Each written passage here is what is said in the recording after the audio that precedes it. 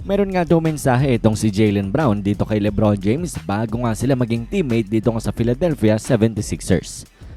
Well, sa live stream nga neto ni Jaylen Brown ay proud nga siyang suot-suot ang kanyang bagong jersey ng Philly, kung saan talaga nga naman daw na hindi na siya makapaghintay na makapaglaro nga dito sa kanyang bagong kupunan. At hindi lamang yan nang dahil nagbigay nga rin siya ng kanyang mensahe dito kay LeBron James ngayong mag-teammate na nga sila, at ito ang kanyang mga nabanggit dito sa live stream niya. Panoorin natin. Super excited for this upcoming season. Yo, we got Bron. And like, what an opportunity that is. Like, obviously, everybody's gonna say whatever they want to say, and it's gonna be a bunch of media this whole entire season. But like, for me, like, what an opportunity is to learn. Like, one of my favorite things to do is to learn. Despite what people may say, despite what people may feel about, my favorite thing to do is to learn.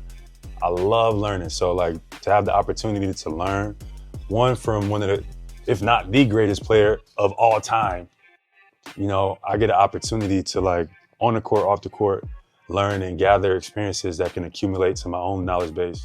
Well, it's a message of excitement nga neto ni Jaylen Brown kay LeBron James bago nga sila maging mag-teammate dito sa Philadelphia 76ers. Sabi niya nga ay meron nga daw siyang opportunity na matuto mula dito kay LeBron, to be able to have the opportunity na matuto nga daw sa one of the greatest, if not the greatest of all time. Hindi lamang on the court, pati na rin off the court. Sabi niya nga learn and gather experience nga daw that can accumulate to my own knowledge base. So mukha ngang looking forward na talaga etong si JB para nga maging kakampi etong si LBJ, nang dahil mukhang hindi lamang interesado itong si Brown sa on the court stuff na itong nga ni LeBron, pati na rin sa off the court stuff. Gusto niya ngang matuto as much as possible mula dito kay LeBron James. At ito'y talagang pagpapakita nga naman talaga ng respeto ni Jaylen Brown dito kay LeBron.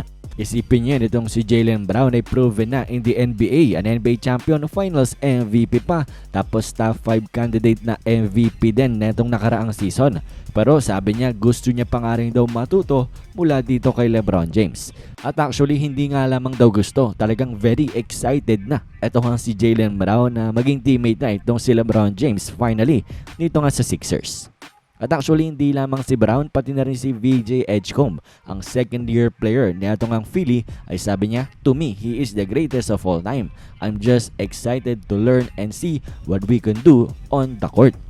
So itong mga batang player na itong ang Philadelphia 76ers, including itong si Jaylen Brown na nasa prime niya ngayon, ay very excited na maging teammate itong ang almost 42-year-old na LeBron James. Nang dahil siguro alam nila na maraming knowledge itong si LeBron James patungkol sa NBA on the court, pati na rin off the court, na siguradong matututo nga sila mula dito.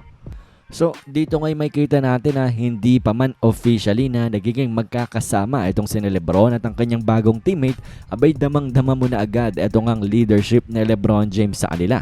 Alam na agad na itong mga Philadelphia 76ers who is their leader, at yun ay walang iba kung hindi itong si LeBron James. Wala pa man ay grabing respeto nang binibigay nga nila dito kay LBJ, and for sure excited na rin yan itong si LeBron na maging teammate, itong ang mga excited niyang teammate na makasama siya.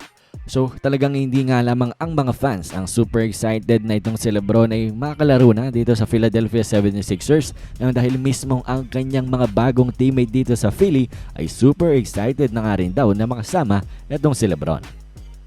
Anyways, kayo ba na bang masasabi nyo dito nga sa mga Sixers players, kay VJ Edgecombe pati na rin kay Jaylen Brown, at sa alang excitement na makalaro at matuto nga daw sila mula dito kay LeBron? Komento nyo lamang inyong mga opinion sa ating comment section.